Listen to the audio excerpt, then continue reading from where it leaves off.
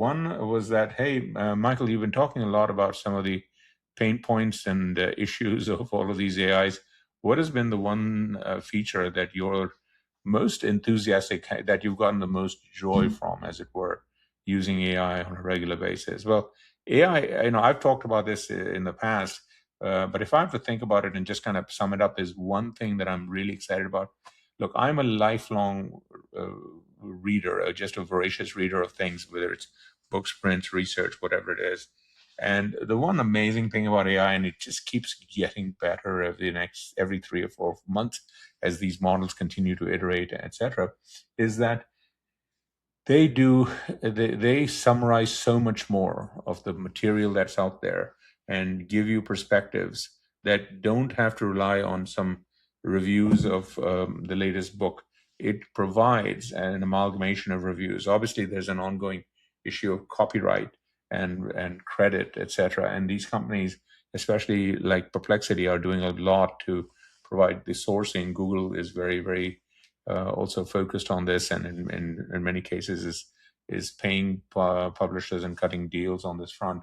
But this ability to harness and just extract so much more value out of the just exploding amount of things that one has to consume, not just these days in book material or research report material, but also in the form of podcasts by creators. Almost, I'm in the tech venture business, and almost every VC that I am familiar with now has a podcast. So there are just obviously not enough hours in the day. So the absolute delight of AI as it exists today, fragility and all, is its ability to just constantly canvas all of that and summarize all of that and provide useful links that allow me to go back and find the actual needles in haystacks that I can go look at and then examine them very closely. And that is the absolute delight point of AI every day, despite all of the early day issues of where the stuff is. And it'll only get better, as a lot of people say about AI amongst the AI researchers. This is the worst that you'll ever see these things being. So that is a point to always kind of keep in mind. Second question we got from readers is, look, Michael, you talked about, you're paying $200 a month for the top services, etc.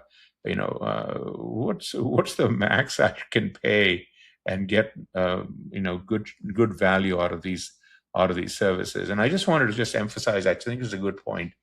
And I just talked about today, these companies are raising pricing, obviously, because they don't have enough compute. They have the flexibility to raise pricing and so on. And yes, we will see a higher array of pricing, not just in terms of for the models, but also, as I just mentioned, for the devices. They're going to be more expensive. And in general, if you're buying a computer or laptop, etc., do opt for the most RAM, the random access memory that you can on your device. That will always help you more. And if there's one place you can try and stretch your budget, it's that, relative to the other components on the hardware side. But in terms of the AIs themselves, the one thing I would say is, because there's so much competition, you've got Google Gemini, you've got OpenAI's ChatGPT, you've got Anthropic's Claude series of models, you've got Elon's Grok series, you have Meta AI that is going to be even more productized with Muse Spark. So there's a lot of these things to try, and I've just capped off the models in the US. There's a whole bunch of other models in China and Asia. And what I'm getting at is that these models tend to all have a free tier. So absolutely start with the free tier. If you run into caps on any one of them, try the other one, etc.